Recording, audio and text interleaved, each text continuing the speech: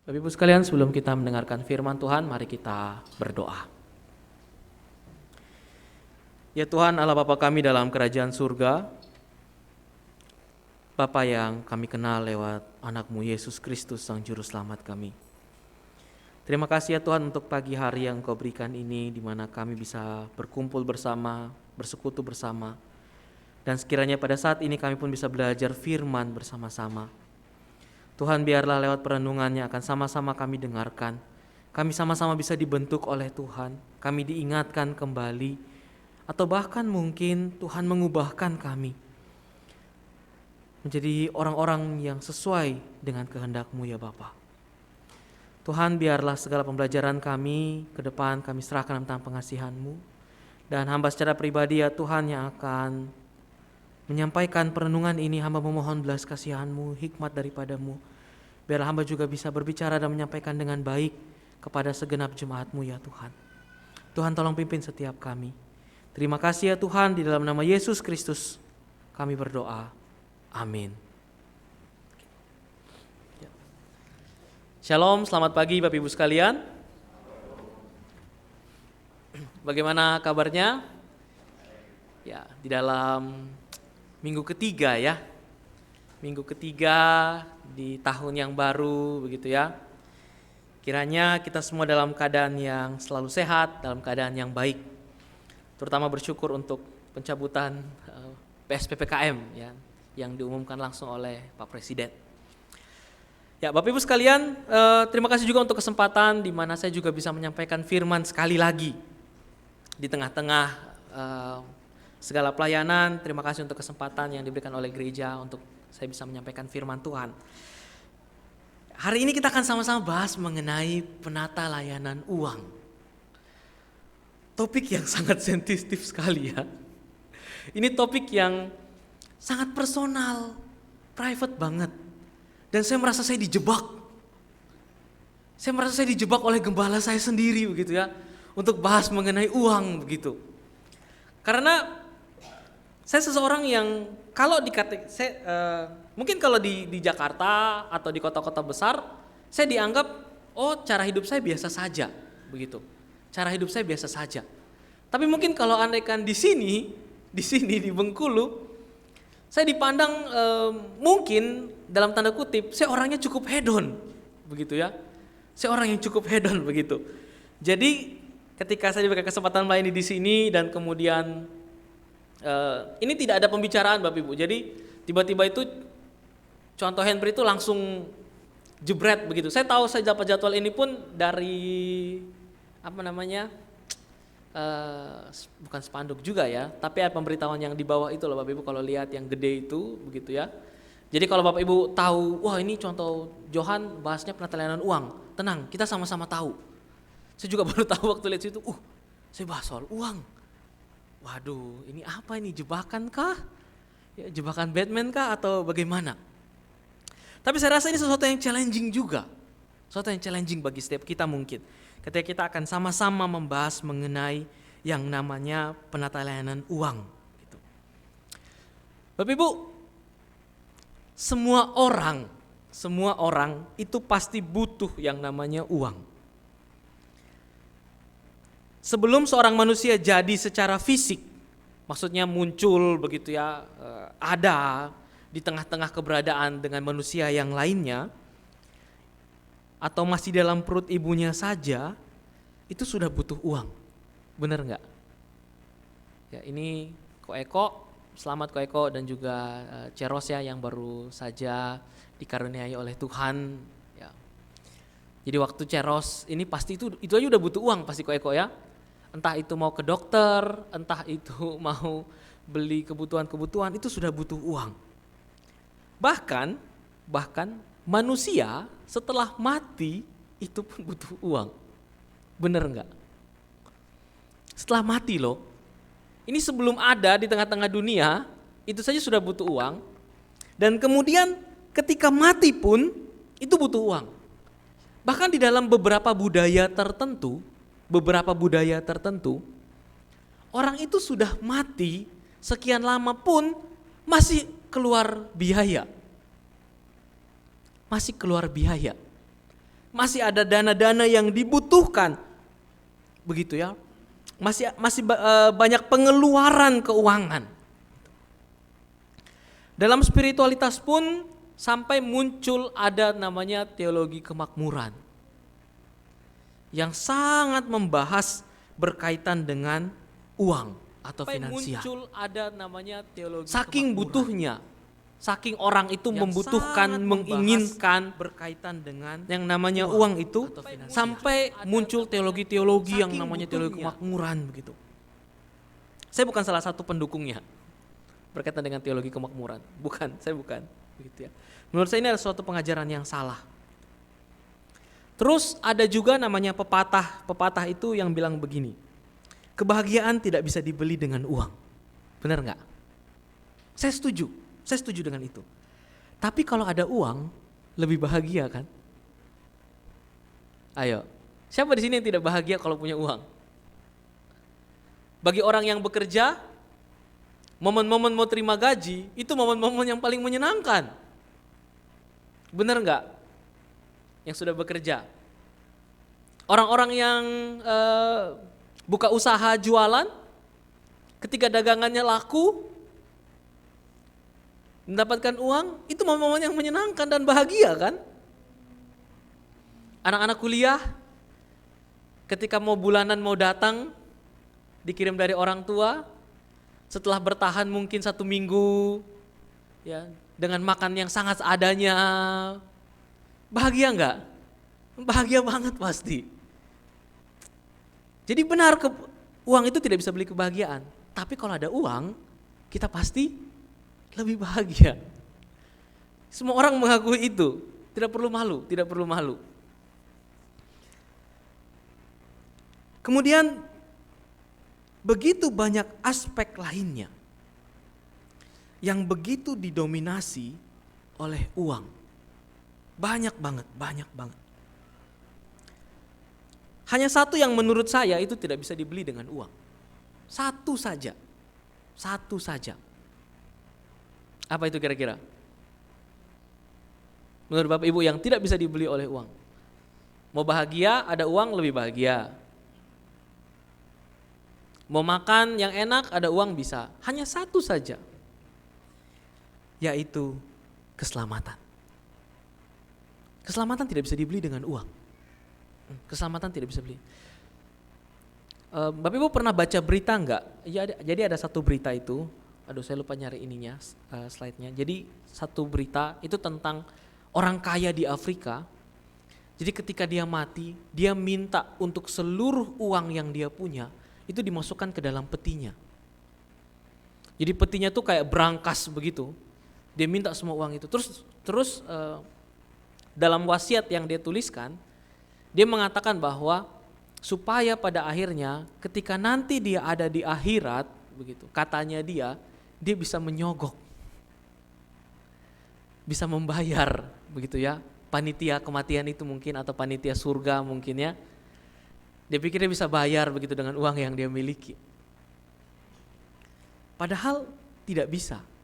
Keselamatan hanya bisa didapat dengan satu cara, yaitu percaya kepada Yesus. Hanya itu saja. Keselamatan hanya bisa didapat lewat Yesus Kristus. Bapak Ibu sekalian, karena uang begitu penting dalam keseharian kita, sadar tidak sadar, hampir keseluruhan hidup kita gunakan hanya untuk mencari uang. Entah lewat pekerjaan, usaha, pendidikan. Kita disibukkan dengan begitu banyak hal hanya untuk mendapatkan dan mengejar yang namanya uang ini. Mari sekarang kita buka di dalam 1 Timotius. Kita buka di dalam 1 Timotius pasalnya yang ke-6. 1 Timotius pasal yang ke-6 ayatnya yang ke-6 sampai yang ke-10. 1 Timotius pasal yang ke-6 ayat yang ke-6 sampai ayat yang ke-10. Saya akan bacakannya bagi kita semua. Beginilah bunyi firman Tuhan.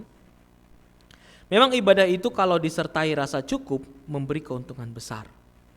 Sebab kita tidak membawa sesuatu apapun ke dalam dunia dan kita pun tidak dapat membawa apa-apa keluar. asal ada makanan dan pakaian, cukuplah. Tetapi mereka yang ingin kaya terjatuh ke dalam pencobaan dan ke dalam jerat dan ke dalam berbagai nafsu yang hampa dan yang mencelakakan, yang menenggelamkan manusia ke dalam keruntuhan dan kebinasaan. Karena akar segala kejahatan ialah cinta uang. Sebab oleh memburu uanglah beberapa orang yang telah menyimpang dari iman dan menyiksa dirinya dengan berbagai-bagai duka. Jadi Bapak Ibu, di dalam perikop yang sudah kita baca, Paulus dalam surat Timotius ini, khususnya dalam ayat yang ke-9, itu memberitakan kepada kita bahwa keinginan menjadi kaya itu adalah sesuatu yang begitu banyak dikejar oleh orang-orang.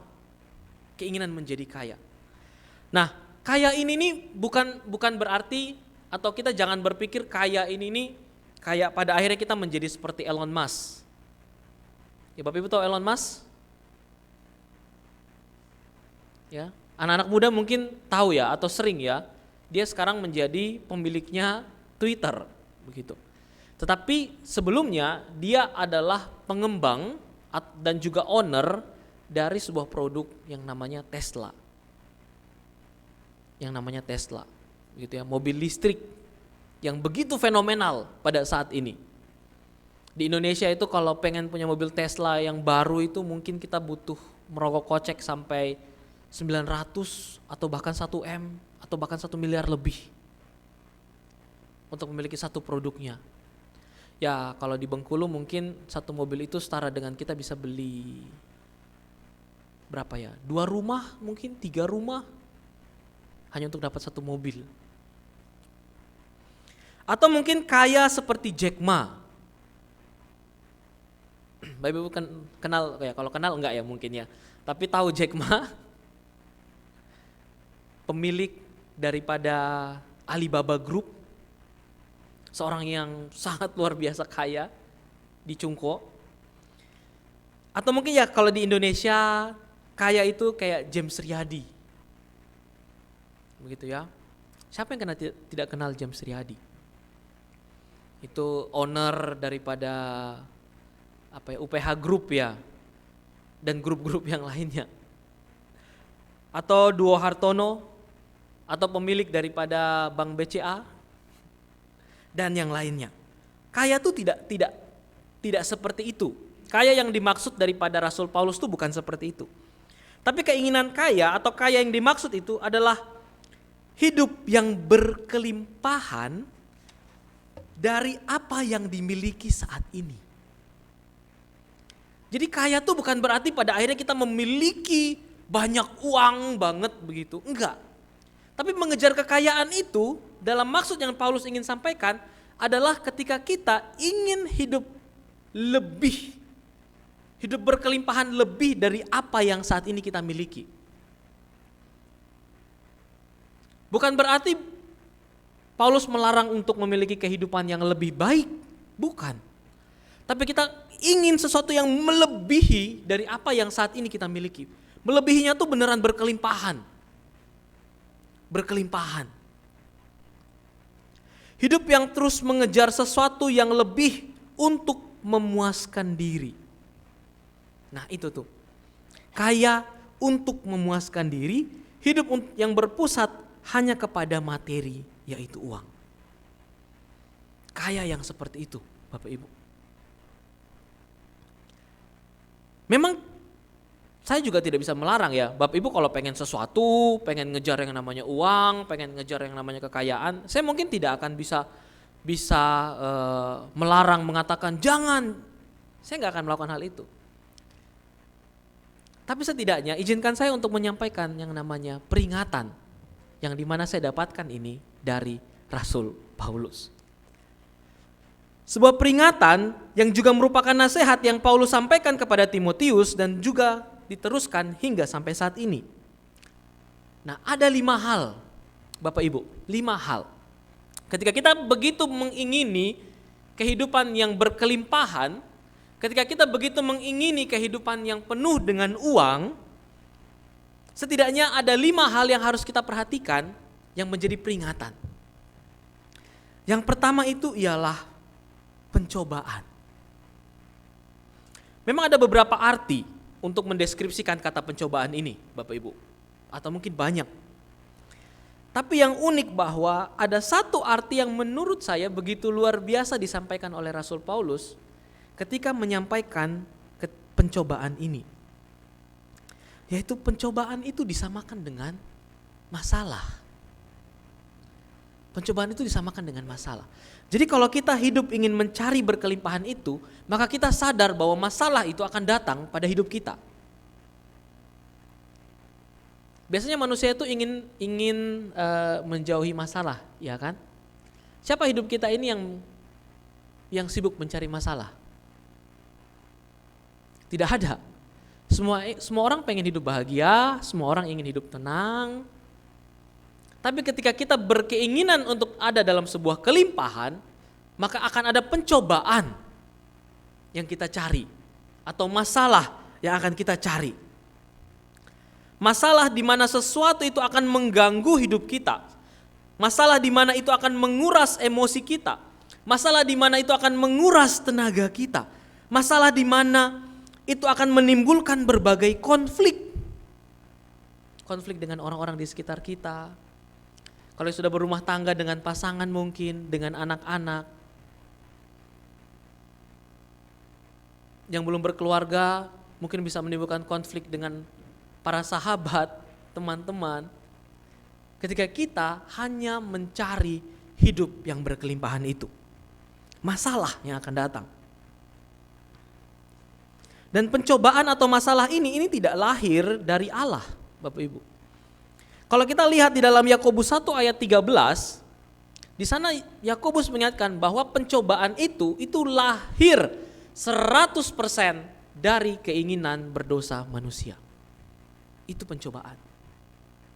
Pencobaan tidak lahir dari Allah.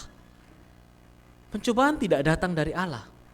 Kalau tiba-tiba kita mengalami sesuatu yang buruk dan kemudian kita bilang, wah ini Allah sedang mencobai kita. Sabar dulu. Coba pikirkan baik-baik apakah benar Allah yang ini atau kitalah yang menjadi akar dari pencobaan itu datang. Jangan langsung cepat-cepat bilang, oh ini adalah cobaan dari Allah, maka biarlah saya bisa melewatinya. Enggak. Tuhan di atas sana dia bilang, ente kadang-kadang enak aja nyalahin gua. Padahal pencobaan itu kita sendiri yang buat. Allah tidak pernah memberikan pencobaan bagi manusia, Bapak Ibu. Yang kedua, yaitu nafsu dan celaka pada ayat yang ke-9 itu. Nah, dikatakan bahwa akan ada nafsu yang hampa dan kecelakaan. Nafsu yang hampa ini berbicara tentang kekosongan diri yang tidak akan pernah bisa diisi atau dipuaskan dengan apapun juga, Bapak Ibu. Di mana hawa nafsu yang hampa ini itu disamakan dengan kebodohan. Bapak Ibu kira-kira tersinggung gak kalau tiba-tiba ada orang yang datang dan mengatakan begini, memang dasar kau tuh bodoh. Kira-kira tersinggung gak? Rata-rata orang pasti tersinggung ketika dikatain bodoh. Kalau di Kupang itu bukan hanya bodoh. Ada satu level di atas bodoh kalau di kota Kupang itu. Itu namanya bodok. Pakai K.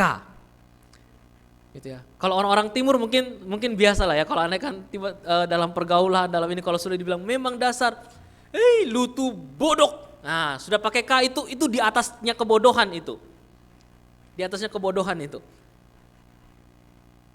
Nah, di atasnya bodok, kalau kami di orang Kupang, itu tuh ada namanya baingau. Memang dasar lu tuh baingau.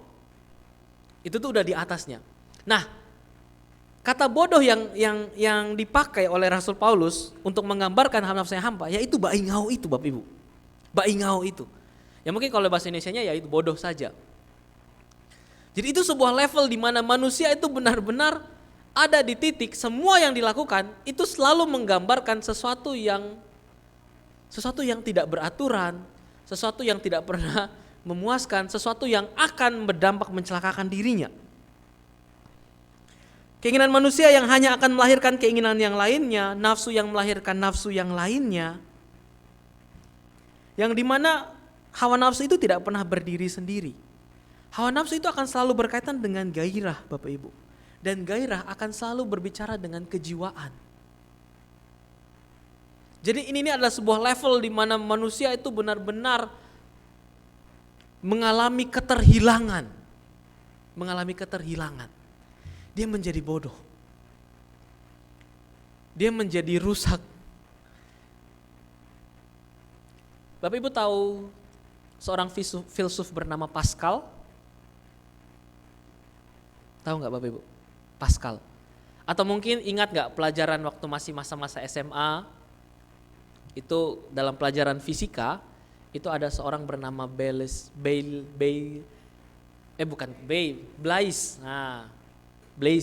Pascal. Dia itu mengeluarkan rumus yang namanya P sama dengan F per A. Wih, saya masih ingat. Ya, soalnya semalam saya nyari di Google. Ya, itu yang berkaitan teori yang bernama dengan gaya. Tapi dia tidak hanya berbicara soal itu. Jadi filsuf fisika ini, Blaise Pascal ini, itu pernah mengatakan seperti ini Bapak Ibu. Sebuah perkataan yang sangat tidak menunjukkan seorang saintis. Di mana dia mengatakan begini, there is a God shape vacuum in the heart of every man which cannot be filled by any created thing but only by God, the Creator made known through Jesus. Jadi artinya Bapak Ibu, filsuf ini ingin mengatakan bahwa dari dalam kejiwaan manusia itu ada satu ruang yang tidak akan pernah bisa diisi oleh siapapun, oleh apapun, by any created thing. Created ini berarti sesuatu yang diciptakan. Manusia ini kan ciptaan, benda-benda ciptaan. Jadi segala sesuatu yang diciptakan itu tidak akan pernah bisa memenuhi manusia kalau bukan Allah. Jadi dia yang mengatakan bahwa bagaimana manusia itu didesain sedemikian rupa, di dalam diri manusia yang hanya bisa memenuhinya yaitu Allah itu sendiri. Dan jika Allah sudah memenuhinya, maka manusia akan menjadi komplit. Manusia itu tidak akan mengalami kekurangan apapun lagi. Manusia itu sudah menjadi penuh. Sesuatu yang sangat tidak dimengerti oleh orang yang mengejar kekayaan. Kenapa? Karena dia hanya menyebabkan masalah dan kebodohan. Sesuatu yang tidak akan pernah bisa dimengerti, bisa dipahami atau dipenuhi oleh orang yang mengejar kekayaan. Jadi seharusnya manusia itu dalam bentuknya yaitu mendapatkan kegairahan dengan Allah, diisi oleh Allah. Tapi orang yang mengejar kekayaan tidak akan pernah bisa memiliki hal ini. Nah, celaka di sini jelas, Bapak Ibu ya. Celaka di sini jelas. Ini berbicara tentang bagaimana ketika seseorang mengejar kekayaan itu akan ada luka-luka yang didapatkan oleh dirinya. Akan ada sakit hati, kepahitan, kekecewaan, dan teman-teman yang segolongnya dengan hal itu. Jadi orang yang mengejar kekayaan, dia akan mendapatkan pencobaan, yaitu masalah. Dia akan mendapatkan nafsu dan celaka, yaitu kebodohan. Semua penyakit dan segalanya. Yang kemudian Bapak Ibu sekalian, kelimpahan itu pun hanya menjadi sebuah utopia. Atau utopia itu sebuah angan-angan yang tidak akan pernah dicapai. Karena apa? Karena masalah yang datang itu tidak akan pernah habis. Keinginan yang datang juga tidak akan habis. Seseorang yang sudah menjadi kaya, coba tanya deh. Coba tanya. Mungkin ya siapapun yang kita kenal, mungkin yang kita pandang memiliki kekayaan yang berlimpah, coba tanya kepada mereka. Kalau orang itu sudah mengenal Kristus, mungkin mereka akan jawab, ya sudah, saya cuma berusaha saja. Tapi kalau orang itu tidak mengenal Kristus, setelah mereka kaya, mereka akan menginginkan hal yang lainnya. Kekuasaan.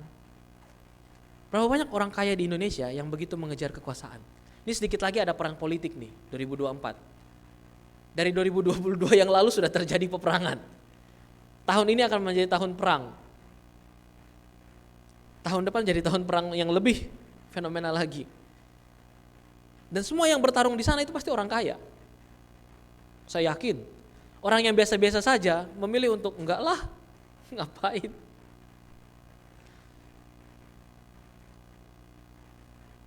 Dan itu yang akan terus didapatkan. Setelah masalah, kebodohan, kemudian masuklah kepada hal yang ketiga, yaitu tenggelam. Jadi tenggelam ini ditimbulkan oleh masalah dan kebodohan itu, Bapak Ibu. Di mana dari mengejar kelimpahan itu membuat kita terus masuk makin dalam, kita makin terjerumus ke dalam masalah yang semakin banyak, dan kita semakin digerogoti oleh kebodohan-kebodohan yang pada akhirnya membuat kita itu menjadi tidak berdaya. Bapak Ibu pernah tenggelam? Pernah rasa tenggelam gak Bapak Ibu?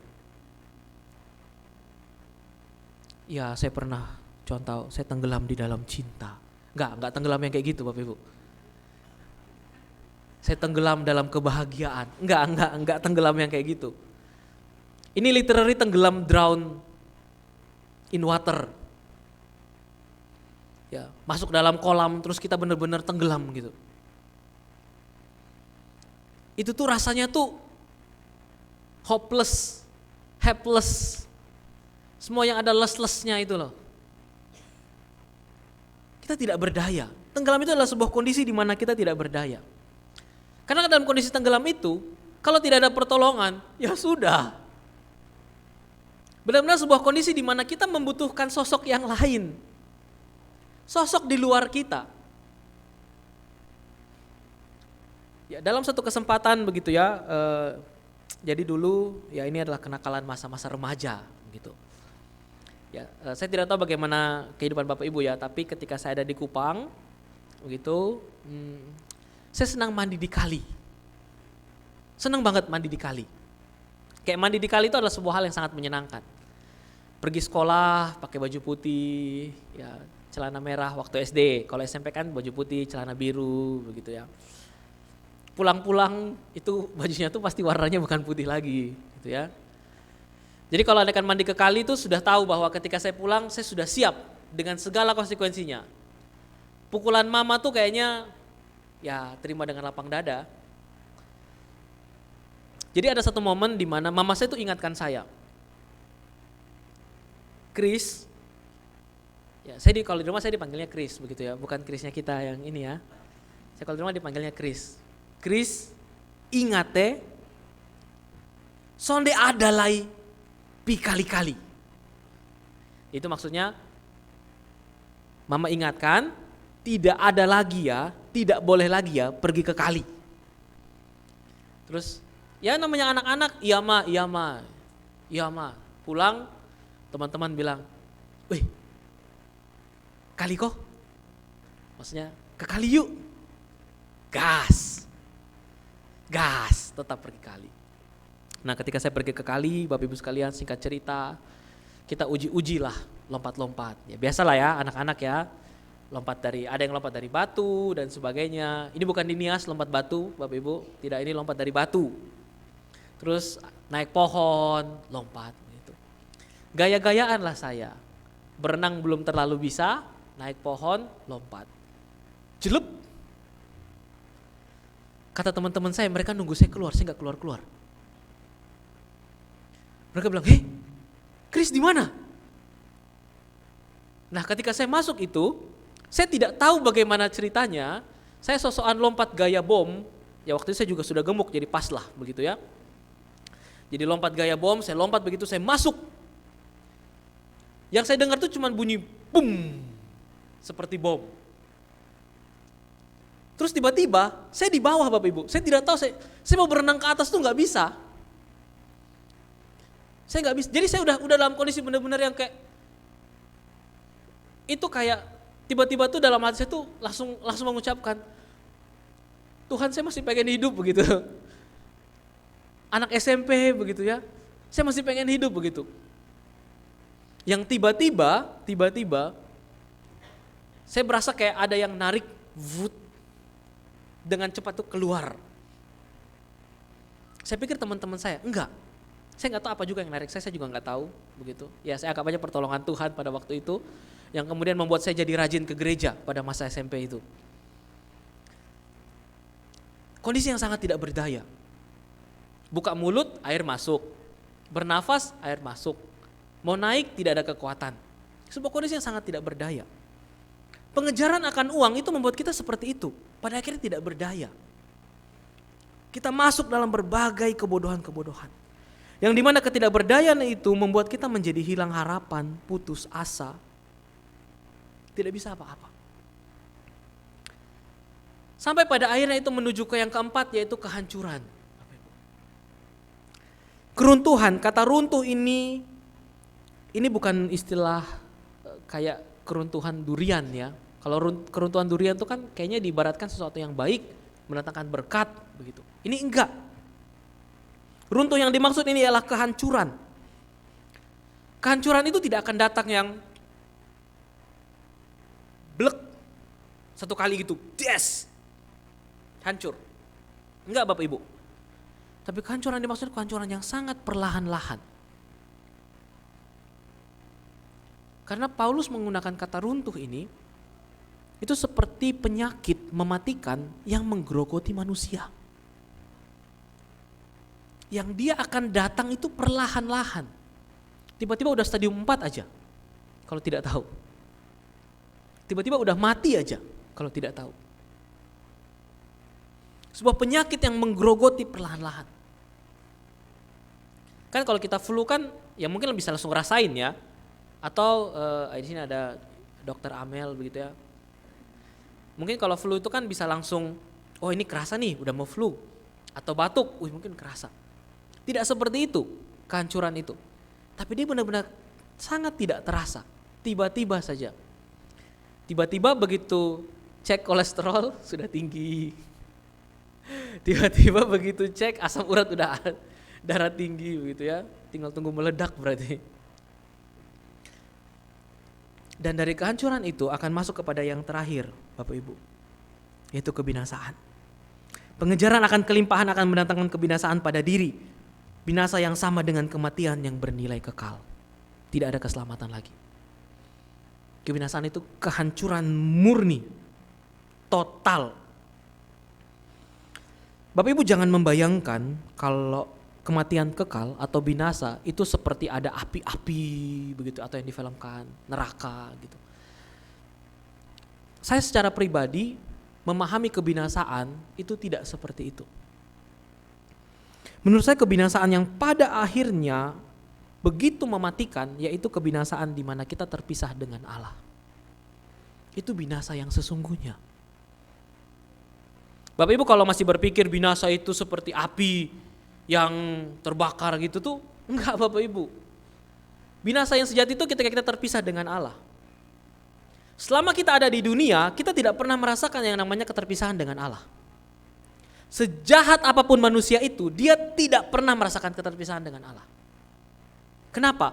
Karena selama kita masih hidup, itu masih ada anugerah, masih ada kebaikan yang Tuhan berikan. Sejahat-jahatnya kita. Makanya dalam pengkhotbah itu dikatakan Tuhan itu menurunkan hujan dan terik kepada orang baik maupun orang jahat. Karena selama masih ada di dunia, Tuhan itu masih akan terus menunjukkan anugerah. Jadi jangan pernah kaget kalau kita melihat ada orang-orang jahat yang masih diberikan anugerah oleh Allah. Jangan kaget. Memang Tuhan masih kasih kok. Tapi kematian kekal atau kebinasaan itu pun adalah hal yang pasti akan datang. Pasti akan datang. Dalam penghakiman nantinya, kebinasaan itu akan menghampiri. Jadi kebinasaan itu pelan tapi pasti. Pelan tapi pasti. Nah inilah 5 hal Bapak Ibu yang akan datang ketika kita mengejar yang namanya kelimpahan. Ketika kita menginginkan uang dengan sedemikian rupa. Dan kemudian pada ayat 10 itu Rasul Paulus mengatakan semuanya itu karena cinta uang. Cinta uang. Nah Bapak Ibu jangan membayangkan cinta uang itu tuh hanya pada titik pengejaran terhadap uang. Enggak. Atau ketika hanya mendapatkan uang itu sendiri. Cinta itu tidak bekerja seperti itu. Tapi cinta itu membuat kita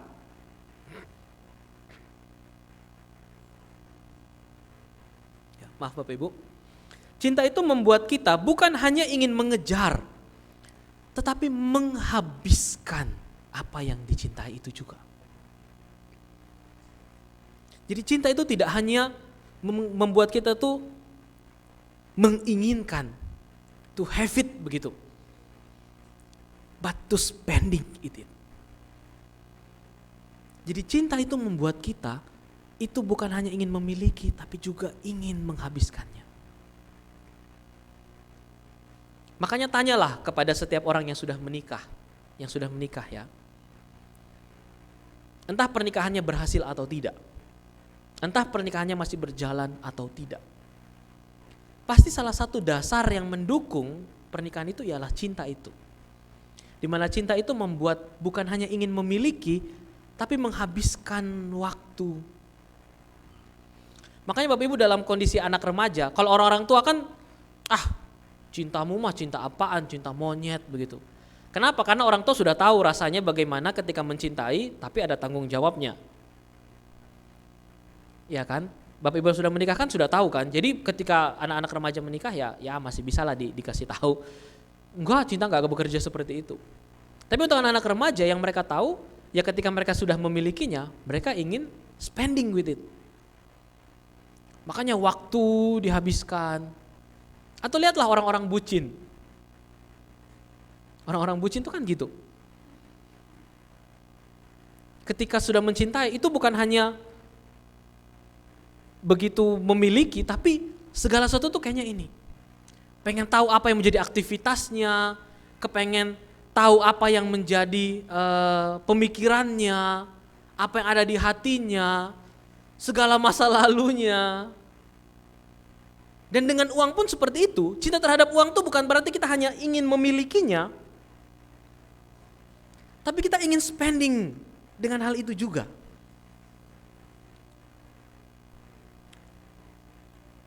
Nah, Bapak Ibu, ketika kita begitu mengejar uang itu dan ingin memilikinya dan ingin menghabiskannya, inilah yang akan kita dapatkan. 5 hal ini.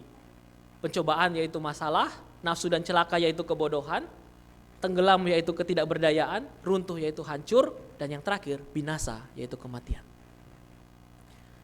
Nah, Rasul Paulus kemudian memberikan solusi yang paling baik dan yang paling bagus dari sebuah perenungan firman ini. Yaitu yang namanya cukup.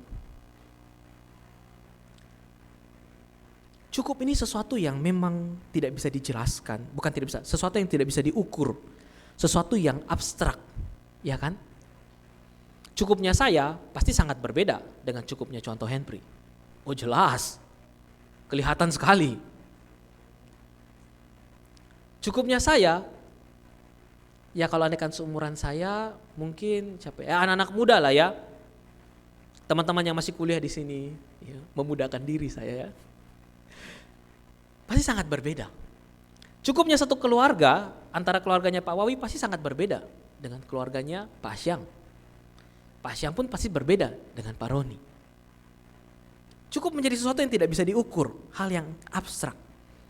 Tapi bukan berarti tidak bisa dijelaskan. Kata cukup dalam ayat yang ke-6 dan ayat yang ke-8 itu memiliki arti yang sama. Di mana cukup itu sama dengan mengerti batasan. Yang penting sudah penuh, yang penting efisien, yang penting tidak kurang dan tidak lebih. Itulah cukup.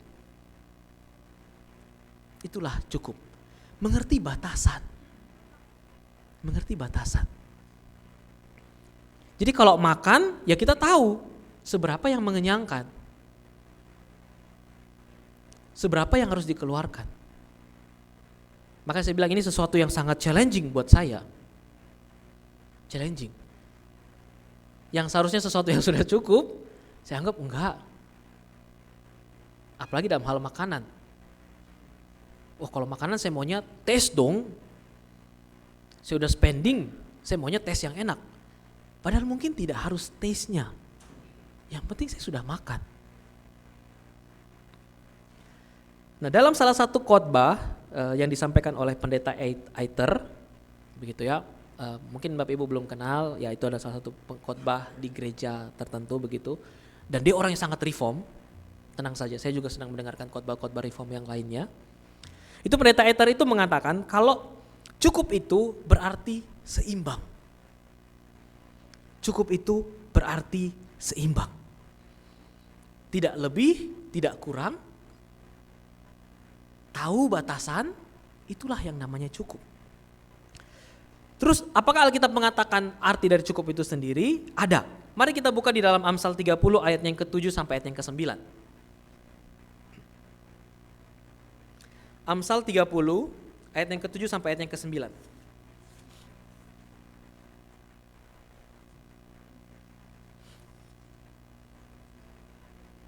Ini adalah sebuah doa yang menjadi sebuah permohonan dari sang penulis Amsal ini.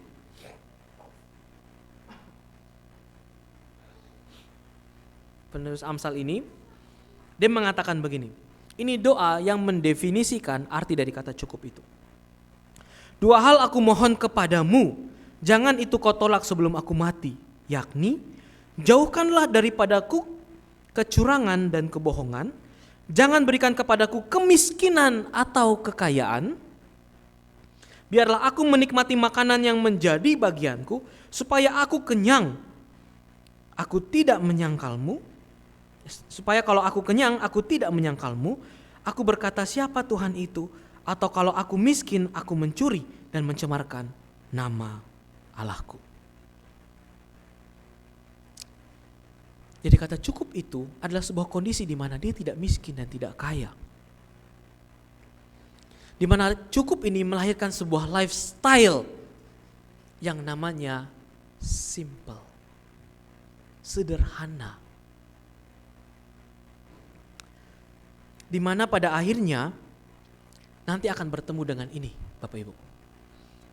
Jadi rasa cukup itu akan menolong kita pada akhirnya tahu bagaimana dekat pada Tuhan, kekecilannya.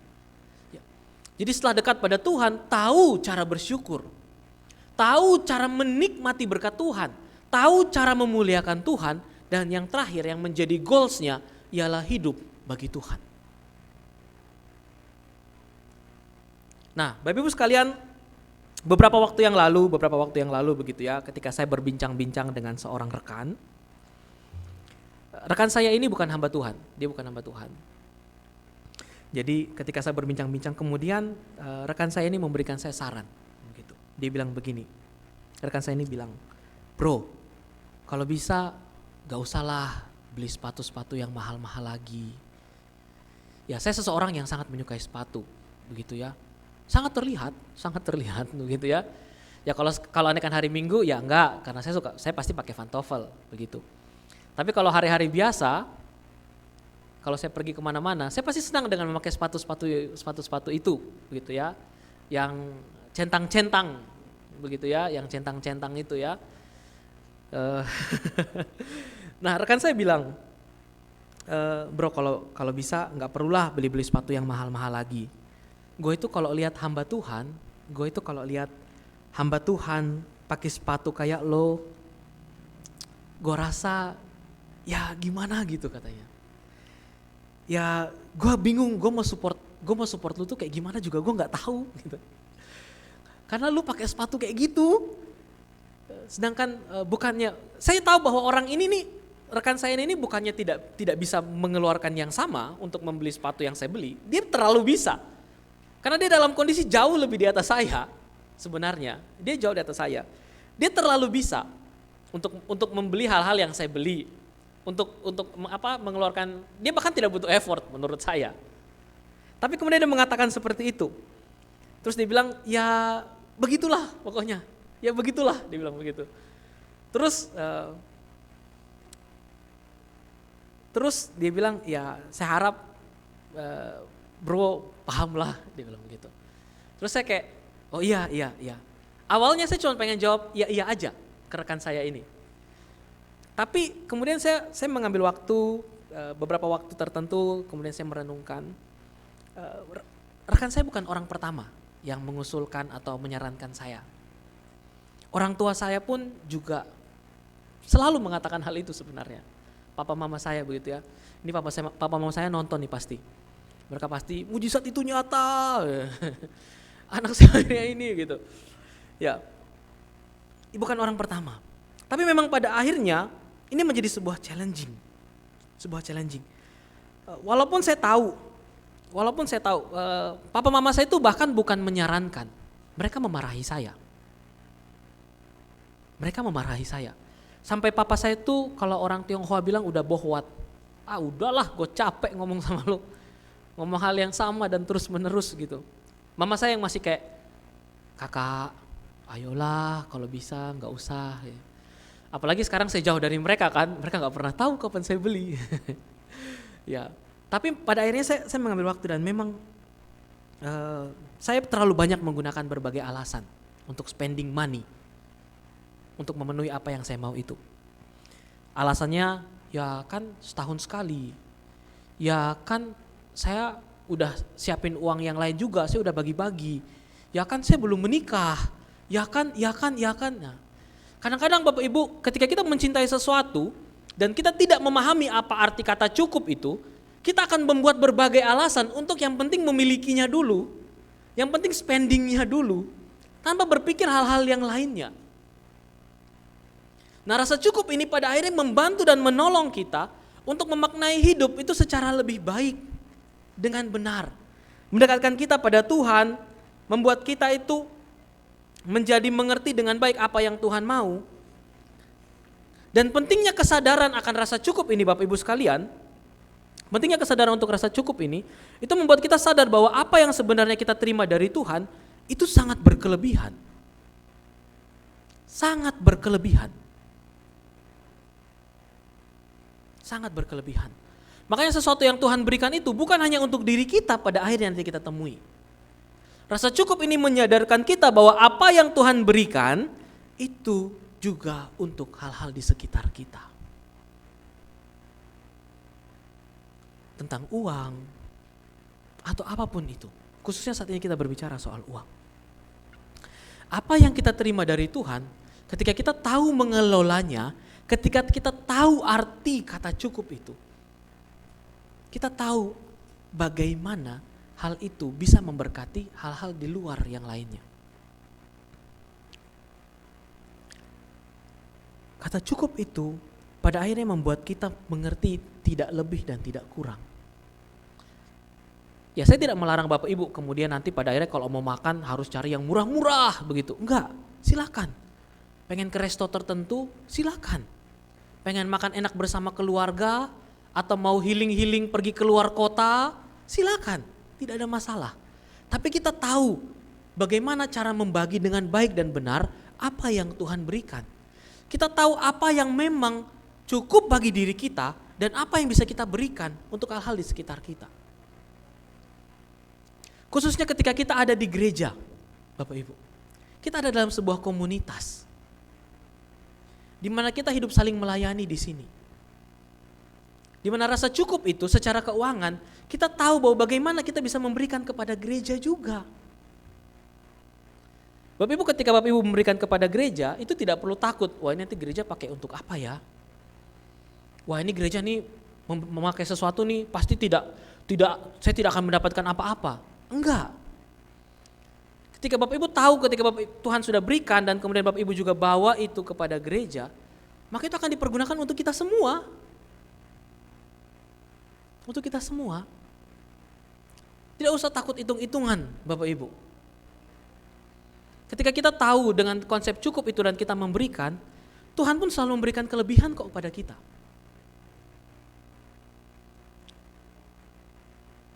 Coba Bapak Ibu di sini, saya mau tanya, adakah yang pada akhirnya sampai mengalami masa-masa masa-masa benar-benar tidak bisa makan dalam kehidupan ini? Adakah? Yang benar-benar kayak uang yang didapat mungkin itu tuh benar-benar membuat kita tuh sampai tidak bisa makan sama sekali. Rata-rata yang terjadi dalam kehidupan kita adalah kita yang tidak bisa mengelolanya. Bukan hal yang kita dapatkan itu kurang.